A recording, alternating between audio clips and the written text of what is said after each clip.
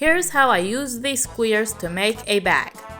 First, I laid them out as I wanted the bag to be, 9 squares on each side. And here is this piece which will be the lining.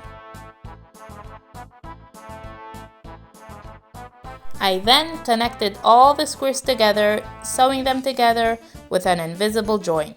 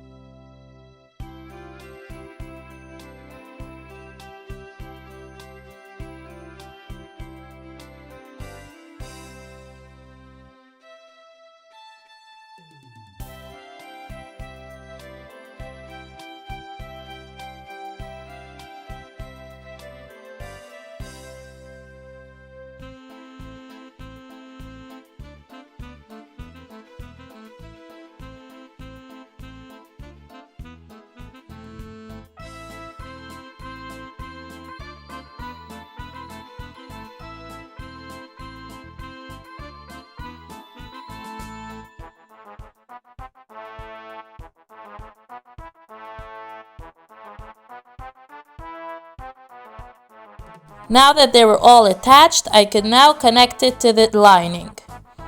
I laid it out on top of it and began sewing up on the top and on the sides.